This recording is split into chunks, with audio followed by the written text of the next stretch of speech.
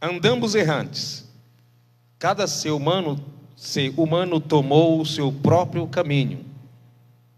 O Senhor fez cair sobre ele a iniquidade de todos nós. Amém? Isaías 53, verso 6. Pode se assentar. Queridos irmãos, certo é que toda iniquidade, todo pecado, ele merece o castigo da parte de Deus, a justa retribuição. Quando nós olhamos nas Sagradas Escrituras, vemos alguns relatos de situações em que Deus se levantou e agiu por causa das ações dos homens. Não era para ser assim.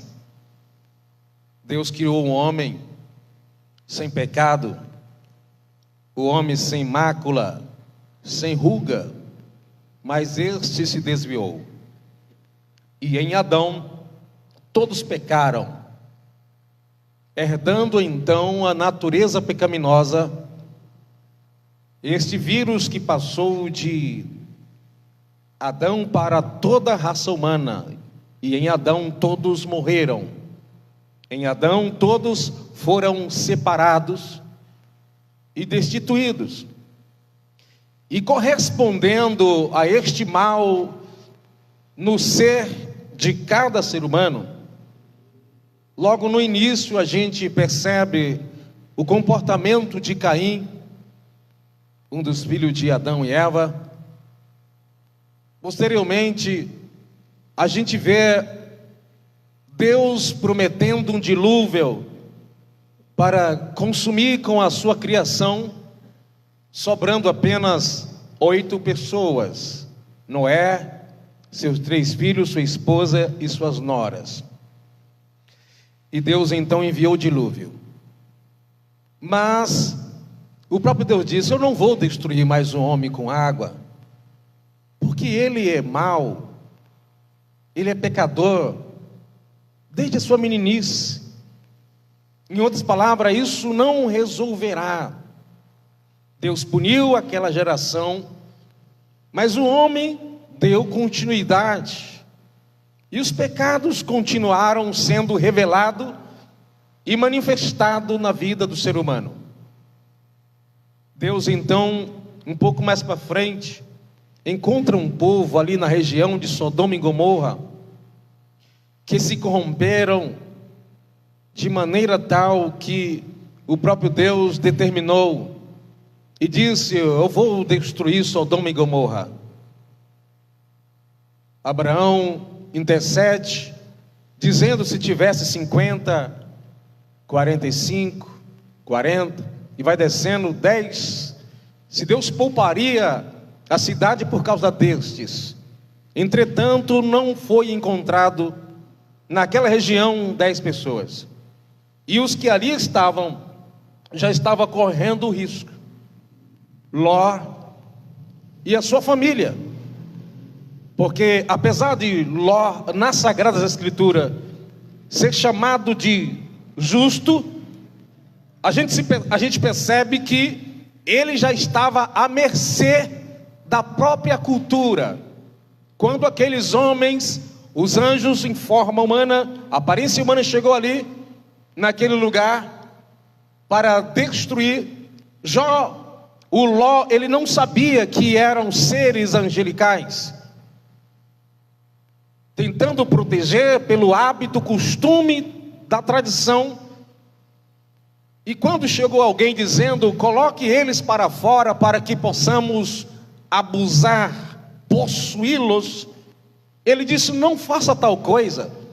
Eu tenho aqui 2 filhas, virgem, pelo menos o que ele acreditava, e eu trago ela para vocês, fazer delas, com elas, o que vocês quiserem, mas não faça nada com esses homens que estão em minha casa. E depois que eles fogem, antes disso um pouco, os anjos apressam para que Ló saia e escapa para a sua vida. E disse: não olhe para trás para que não morra. Mas a esposa dele olhou para trás, dando a entender que quisesse voltar por causa das suas riquezas que ele ficou. E ela perdeu a sua própria vida. E as filhas dele encontrou um pretexto para cometer uma situação que trouxe muitos desastres e problemas, inclusive para a cultura, para o povo de Israel no deserto. As filhas deu bebida alcoólica ao seu pai, e as duas se deitaram e engravidaram, uma herança do ambiente onde eles estavam. Certo é que Deus puniu aquele lugar por causa de seus pecados. Deus também não perdoou os anjos que não guardaram os seus principados e que se rebelaram contra Deus. Deus puniu. No dia de Jonas, o profeta, Nínive, capital da Síria, estava vivendo uma vida de pecado, e Deus disse: fala para eles, se não se converterem, eu vou destruir daqui a 40 dias. E ele falou mesmo sem querer, depois de toda aquela situação naquele mar. O povo aparentemente se converteram, pelo menos naquela geração. Mas aquela nação, muitos anos depois, voltaram aos seus pecados, e Deus puniu aquela terra com inundações. Estou dizendo para vocês que toda raça humana, ela corria risco de ser eliminada, pelo menos de forma regional, por causa dos seus pecados. E como isso deixa Deus triste. Foram criadas várias situações para que de alguma forma se aplacasse a ira de Deus, pelo menos de maneira tipológica, através dos sacrifícios de animais, apontando para o futuro, para a pessoa de Jesus Cristo. O homem, em várias religiões, cada um tendo a sua religião, uma forma de tentar se agradar a um ser superior, mesmo não vendo e não conhecendo, e produzindo imagem de escultura. Mas nada disso se resolveria, porque o homem fazendo isso estava se aprofundando no pecado, substituindo Deus com seu comportamento de idolatria. Por outro lado, Israel fazia sacrifício de animais para ter perdão dos seus pecados, para se tornarem propício à presença de Deus. Entretanto, o sacrifício de animal, de bode, de novilho, de cordeiro, não tinha o poder, a propriedade de perdoar pecado, apenas cobria. Mas Deus tinha um plano além daquele que estava diante dos olhos dos homens. Deus não foi pego de surpresa. Deus se manifestava punindo, porque essa é a reação da santidade de Deus contra o pecado do ser humano. A Bíblia chega a dizer que Deus se ira todo dia. E contra quem Deus se ira? Não é contra os animais, não é contra as tempestades, os ventos, não é contra a natureza inanimada, não é contra os seres irracionais. Contra quem Deus se ira? Contra a sua própria criação, que se enveredou no pecado, voltando as costas para o seu Criador. No livro de Romanos, capítulo 1, Deus usa a expressão, em algumas versões, uma, duas vezes. Algumas pessoas tendo entendimento, conhecimento da verdade, mas não quiseram obedecer a Deus, e por isso Deus os abandonou em seus pecados, para que fizesse aquilo que era próprio do ser, da natureza caída, para que depois fosse punido pelo próprio Deus. Mas nem tudo estava perdido. Deus tinha um plano desde o começo. Deus vai trabalhando, vai ajustando, e como diz a Bíblia que tudo tem um momento certo, estava chegando a hora dessa situação ser trabalhada, e o homem descobrir uma forma contundente, clara, firme, que resolveria o problema do pecado, e que agora o homem não teria mais essa preocupação de sacrificar um animal para que Deus lhe perdoasse ou cobrisse os seus erros. E nós conhecemos a história do Filho de Deus, através das Sagradas Escrituras, de forma profética, ele dizendo que algo aconteceria, mas aconteceria na plenitude dos tempos, quando se completasse o exato momento de Deus se manifestar. Deus cobrava, Deus punia, mas a percepção de Deus aos olhos dos homens era muito curta, muito pequena. Toda decisão que o homem tinha para melhorar não passava de prática religiosa, simbólica, de uma forma tipológica, mas que não resolvia o problema. Mas quando Jesus, ele vai ser gerado no ventre de uma jovem, o anjo diz que seria o chamado Emanuel, o Deus conosco, o Jesus, o Filho de Deus, aquele que nasce,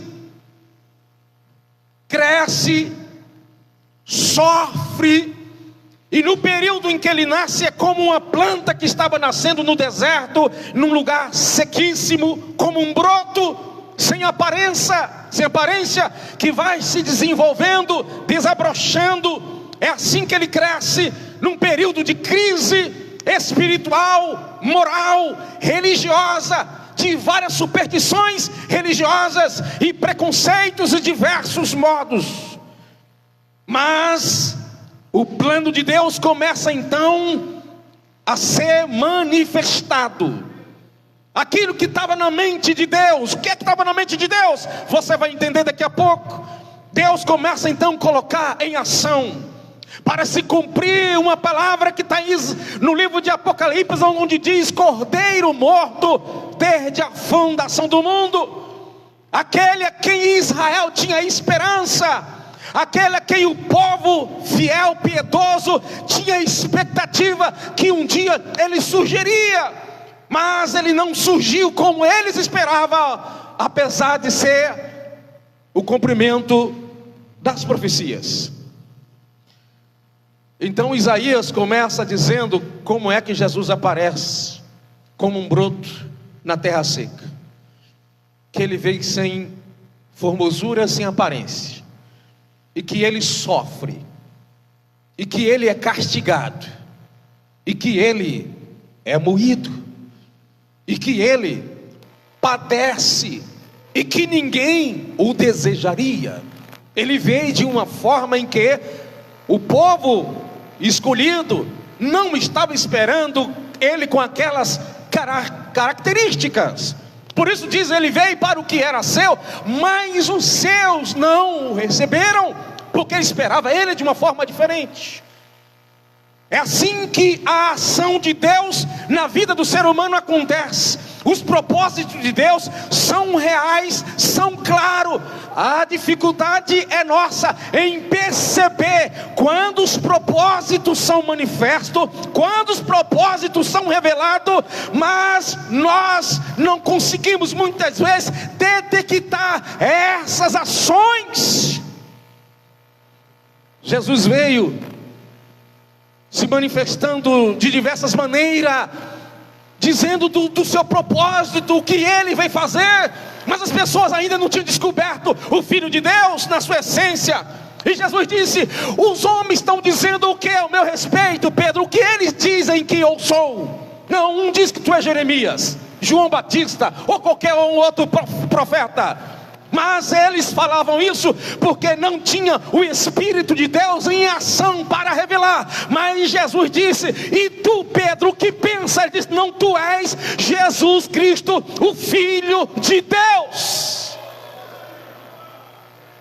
E Jesus disse: não foi carne que te revelou, não foi o conhecimento que te revelou, mas o meu Pai que está no céu. Você, eu, nós só conseguimos perceber quem é verdadeiramente Jesus e o propósito da sua vinda. Somente aquele que tem o Espírito, esse consegue perceber. E eu quero saber, quem aqui descobriu quem é Jesus? Quem aqui descobriu Ele um dia?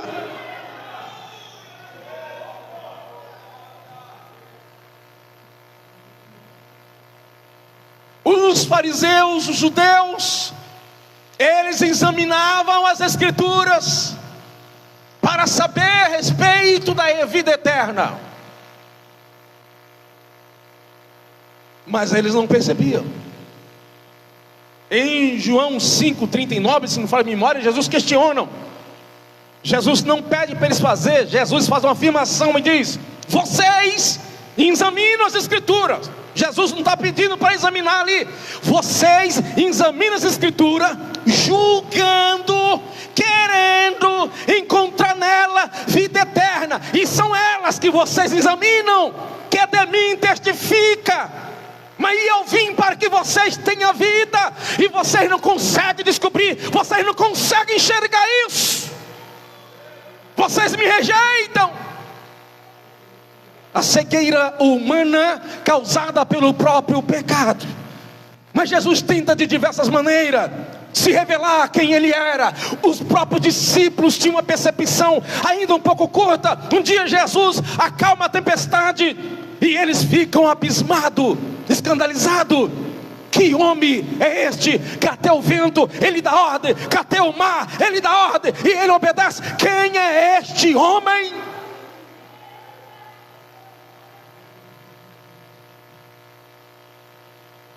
Jesus se manifestando. Jesus queria que eles percebessem com profundidade o propósito da sua vinda.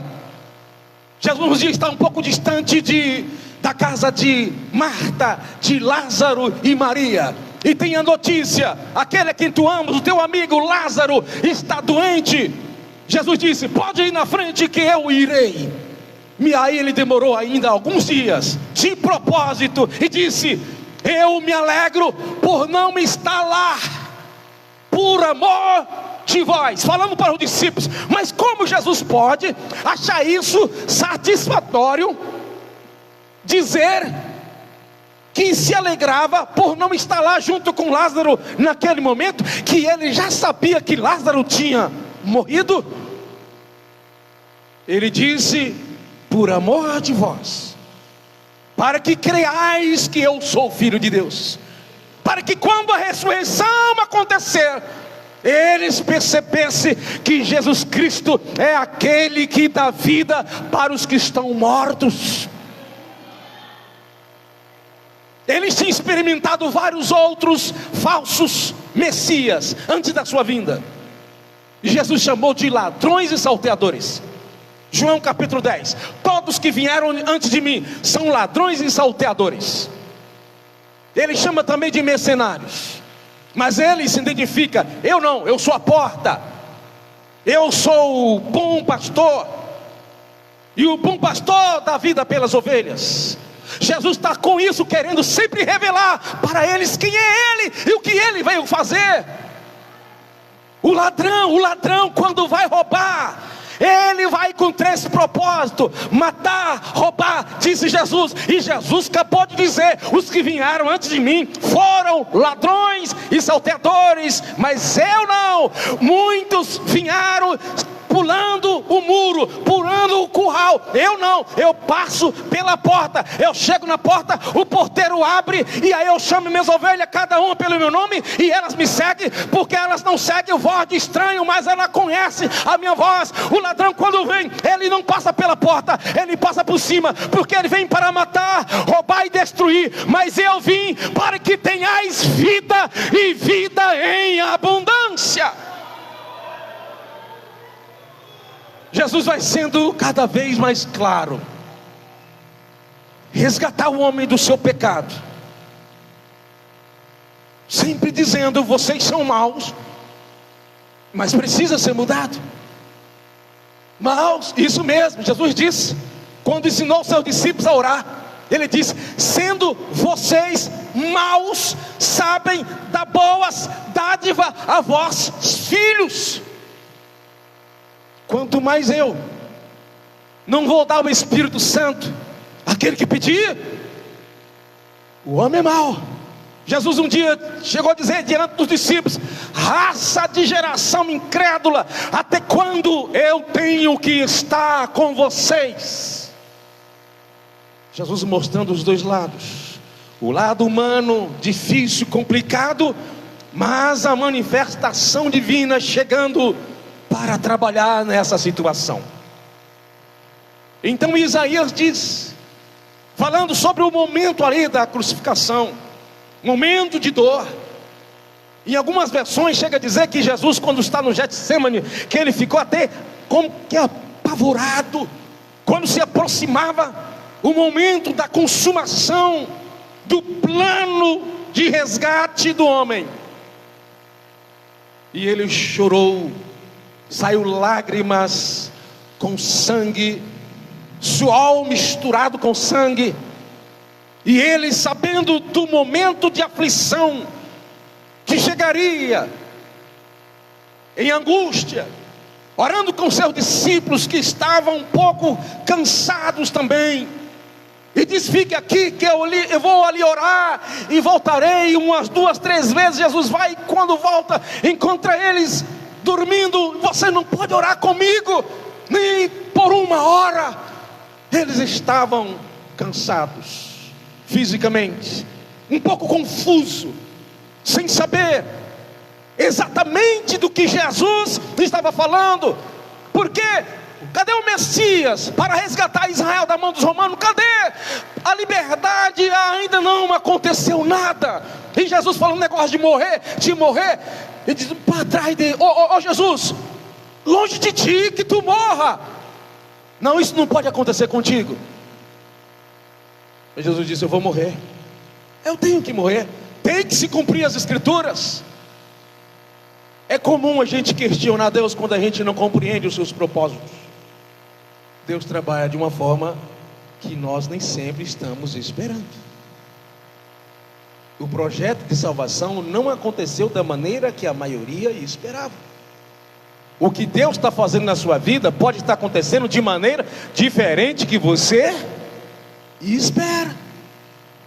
Deus sabe como trabalhar na nossa vida e na hora certa. Nós criamos expectativa e às vezes ficamos decepcionados, porque na nossa expectativa a gente fica quase batendo o martelo que Deus tem que fazer naquele dia, naquela hora. As coisas não acontecem, não é do nosso modo. O que importa é que seja feita a vontade de Deus. Vai acontecer. Diz aí para seu irmão: vai acontecer no tempo de Deus, vai acontecer. Espera no Senhor. Eu me lembrei que eu disse para os irmãos ali no mês passado, teve o congresso também, inclusive foi no mesmo dia, parece que teve aqui, das senhoras, e eu estava falando para as irmãs uma semana antes: vamos orar e jejuar essa semana, as irmãs, no propósito, e vamos pedir a Deus que venha se manifestar entre nós, para que não seja uma festa pela festa, para que depois que passar a festa tem alguns resultados que não é comum aos outros cultos. Porque se for comum aos outros cultos, então qual é a diferença de fazer festa se isso não muda a nada? E a gente faz um propósito. Foi o pregador de sexta-feira, pregou maravilhosamente, mas nada diferente. Foi o pregador do sábado, pregou, mas nada diferente. Foi no domingo, o pregador pregou, Mas parecia que seria mais uma vez, mais um dia. O pregador que pregou no domingo, aquele pregador mais ensinador, mais calmo, mais sereno. Mas aí uma hora ele pediu para alguns irmãos ir na frente. E quando ele pede para ir na frente, eu comecei a olhar uma adolescente da nossa igreja, falando umas línguas diferentes. Eu digo, eu acho que ela não era batizada no Espírito Santo não, eu acho que ela está recebendo agora. Mas eu não falei nada, porque eu não tinha certeza se ela estava recebendo o batismo. Teve aquela maravilha e tal. Aí, quando estava para finalizar o culto, eu perguntei: alguém aqui falou hoje língua estranha pela primeira vez? A mocinha, que é irmã, nosso irmão cooperador Giovanni, levantou as mãos, e o Pietro que está ali. E naquele momento a gente foi muito tocado por Deus, e a glória de Deus se manifestou, e eu estou ali, pastor, que o amor de Deus e a graça do nosso Senhor Jesus Cristo, e só vi irmão chorando. Alguns já estavam na porta, que tem aquele irmãozinho, pode terminar tarde, terminar cedo. Tem uns irmãozinhos que terminam o culto, está com o pé na porta, né? E tinha aqueles irmãos que já estão querendo ir embora. E aquela glória de Deus tomando, os jovens vieram na frente, um começou a abraçar o outro, e Deus ali renovando os irmãos e irmãs que eu nunca tinha visto ali na igreja, sentindo a presença de Deus. Foi da maneira diferente. A minha esposa já estava triste. Será que vai acabar o congresso sem nenhuma novidade? A gente conta milagre de cura, milagre de portas abertas, milagre de o marido que voltou, do marido que foi, que tem uns que é milagre às vezes também.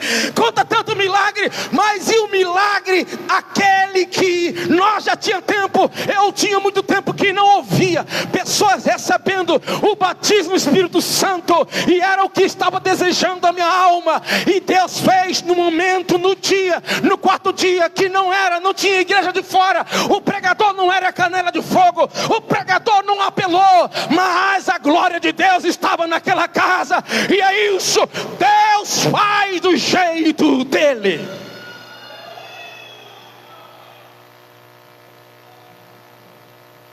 Então Jesus sofre tanto, e os discípulos sem entender muito, negócio de morrer, parece ideia de derrotado, de fracassar.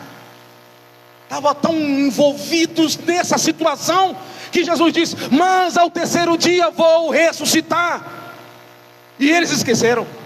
As mulheres esqueceram. Foi no túmulo, o túmulo aberto, era para elas se alegrar. Olha, ele deve ter saído, porque ele disse que ia ressuscitar. Aqui nada. Foi tu que tirou ele daqui? Me diz onde é que tu colocou. Outra dizendo: vamos amanhã cedo e vamos embalsamar o corpo. As pessoas tinham esquecido. Pedro e João correm um na frente, um passa na frente do outro, e quando chegam lá, um outro nem entra, ficou meio decepcionado. Depois viu o lenço e ficou meio decepcionado. Outros, depois que contaram história que ele não estava lá, alguns acreditaram, mas outros não acreditaram. E o discípulo no caminho de Emaús encontra Jesus, e não perceberam que era Jesus. E Jesus começa a falar, mesmo que o coração deles estava ardendo, mas eles não perceberam que era Jesus.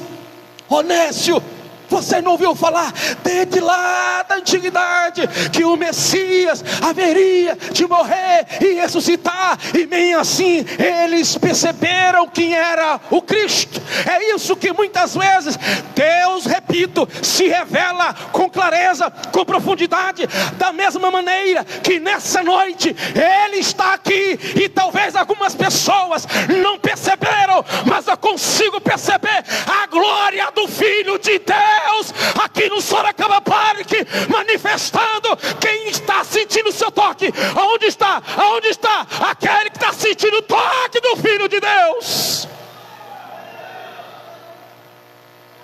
E o homem carregado de seus pecados pede perdão, mas continua carregado com seus pecados. Então Deus tenta não, coloca em ação. Manda o seu filho para a cruz. Eu vou enviar meu filho para a cruz, porque tem lá o José, que o pecado superabundou na vida dele, e cordeiro não resolve o problema dele. galinha não resolve, sacerdote não resolve. Tem lá o Antônio, tem o Pedro, o José, tem lá o Bartolomeu, tem lá o Antônio, tem o Ailton, tem o Frederico, não vai resolver. Mas eu vou agir fazendo o que ninguém, nada pode fazer. Porque onde superabundou o pecado, a minha graça há de superabundar. Onde o pecado abundou, superabundou, veio em dobro, veio em abundância. E muitos que aqui estão foram alcançados por essa graça, que não apenas abundou, mas superou a abundância do pecado.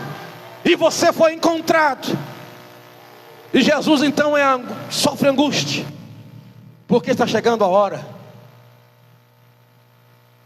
E como eu vi até um jovem da nossa igreja, o Cristo falando, se nós hoje que temos comunhão com Deus, ficamos tão tristes quando a gente comete um pecado, que a gente tem consciência que a gente cometeu.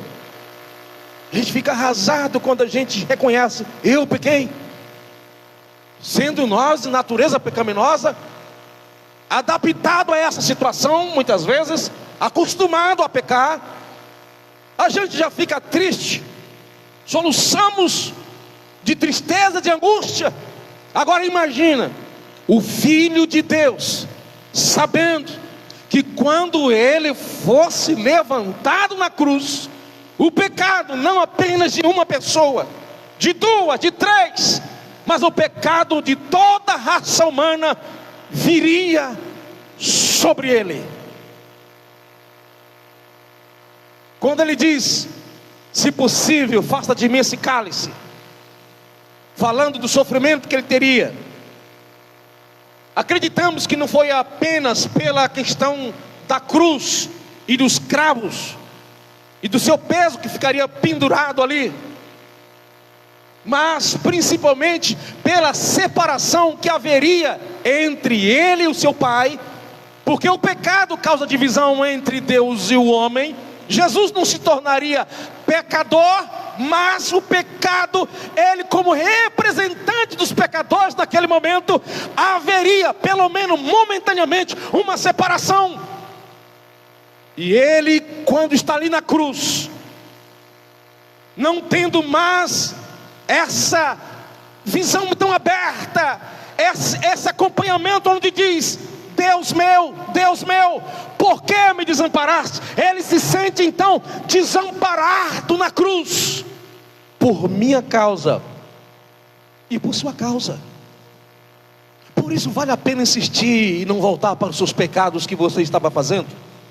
Por isso vale a pena se arrepender, vale a pena voltar para Jesus, vale a pena se reconciliar com Jesus, vale a pena dizer não para aquilo que entristece a Deus, porque como diz Isaías, o pecado de todos nós foi derramado sobre o Filho de Deus, para que tivéssemos direito de sermos chamados filho de Deus. E eu tenho certeza que você é filho. Mas eu matei e roubei, mas agora você é filho.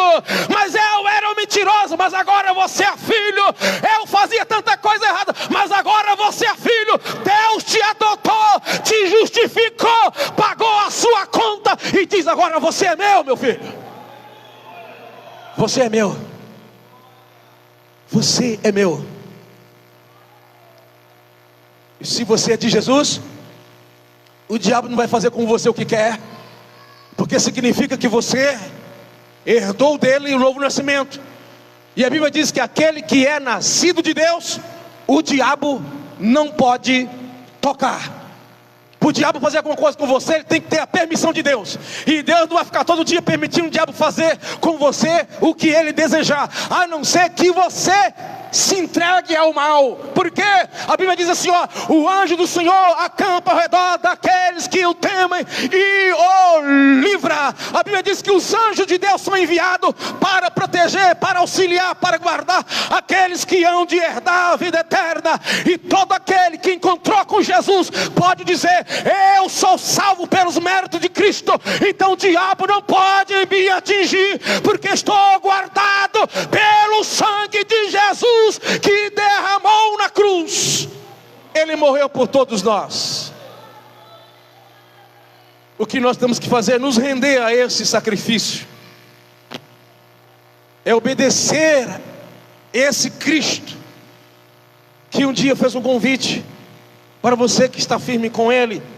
E você até vê, talvez até que não está firme também, onde Ele disse: vinde a mim, todos que estáis cansados e oprimidos, e eu vos aliviarei.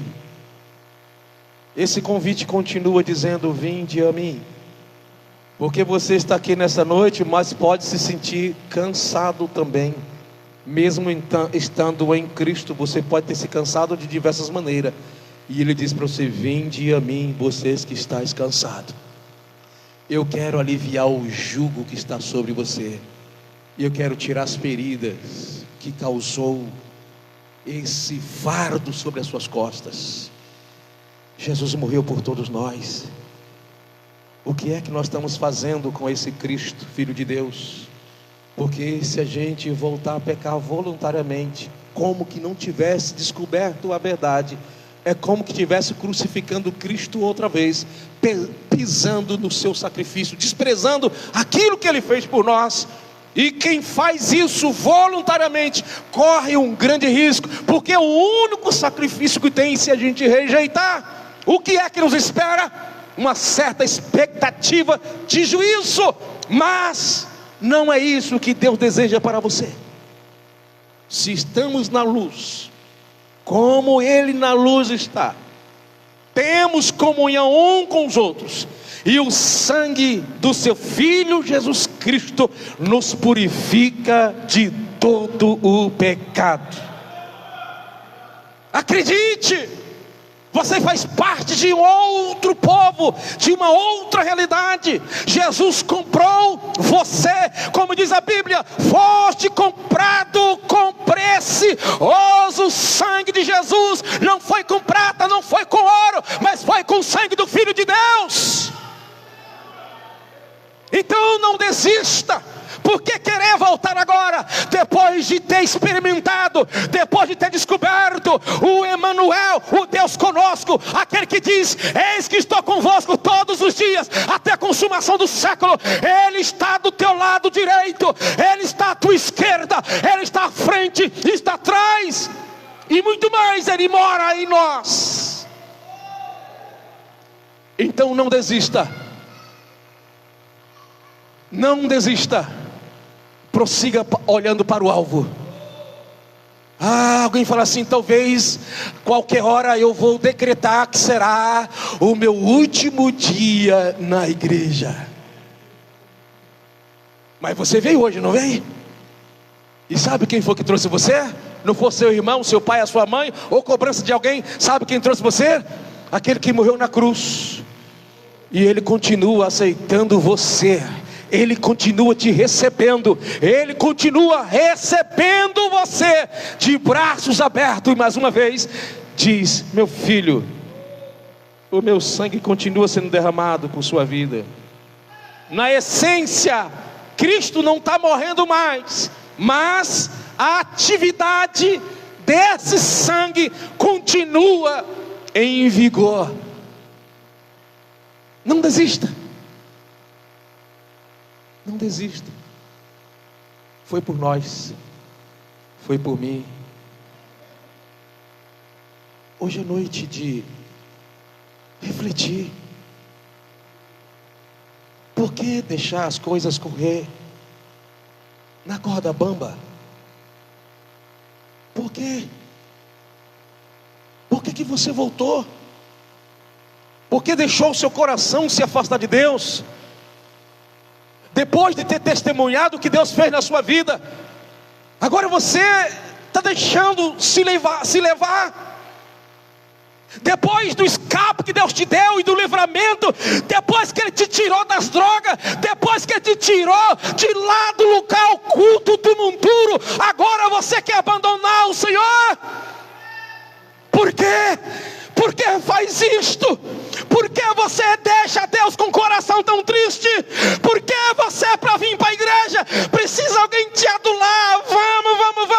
Porque você, para vir, precisa alguém dizer e te lembrar. Mas nessa noite, quem está te lembrando é Deus. Lembra de onde eu te tirei. Lembra onde tu estava e te dei livramento de morte. Lembra das drogas que você não parava, mas eu te libertei. E por que agora quer me abandonar? Por quê? Por quê? Por quê? Por quê? Foi por você que Ele morreu. Tenta imaginar alguém justo, sem pecado, com os cravos nas mãos e nos pés, pendurado em uma cruz, e dizendo: eu estou disposto a morrer por você, para que você tenha vida eterna. Eu te comprei. Não volta para o mundo de escravo. Não volta para lá. Não volta para lá. Deixa Deus nessa noite se alegrar com a decisão. Volta para Jesus hoje. Volta o seu coração para Ele. Para de insistir no erro. Ele te dá mais uma oportunidade hoje. Glória a Deus. Posso fazer uma oração, pastor? Quero orar. Breve oração, chegando o meu tempo aqui de parar. Quem puder ficar de pé. E você que nessa noite está aqui, mas o seu coração até planeja. Você até planeja de vez em quando dar uma escapada. A qualquer hora dessa eu vou escapar, vou sair, vou fugir.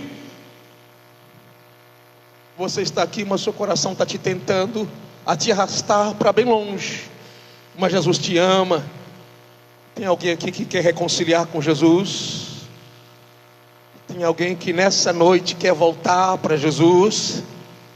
Tem alguém aqui nessa noite que a palavra foi para o seu coração? Não tenha vergonha. Onde está a primeira pessoa que quer reconciliar? Levanta uma das suas mãos. Onde está você? Deus falou com você. Não resista, escute. É o Senhor que está insistindo. Ele te dá mais uma oportunidade. Onde está você? Que você deixou seu coração se afastar, mas Jesus te aceita de volta agora à noite. Cadê você? Seu coração bate forte. Seu coração bate forte. Mas eu vou fazer isso de novo. Seu coração bate forte. Cadê você? Alma cansada. Cadê você? Venha para Jesus, venha para Cristo. Onde está você? Eu não te conheço, mas Jesus conhece. Ele quer fazer uma grande obra na sua história. Tem certeza que você vai resistir?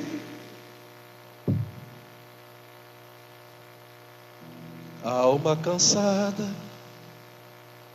não desespera, espera em Deus. Cante. Vem, e Ele vem te socorrer. Alma cansada, não desespera, espera em Deus. Espera em Deus. Deus e no seu poder. Eu vou orar. Se você sentir no seu coração de vir aceitar Jesus ou se reconciliar, você se sente só, né? Alguém te deixou, mas Jesus continua na cabeceira da sua cama. Tu não estás só. Santo Deus e eterno Pai, cada vida que está aqui nessa noite fora coberta pelo precioso sangue do teu Filho Jesus. Que este reconhecimento seja dado no nosso coração pelo teu Espírito que convence o homem do pecado, da justiça e do juízo. Eu te peço por cada jovem, cada homem, cada mulher, que essa palavra seja gravada e cravada, para que não venhamos nos esquecer do que fizeste por nós, nos resgatando, nos tirando do lamaçal. Deus, dá a cada um dos teus filhos propósito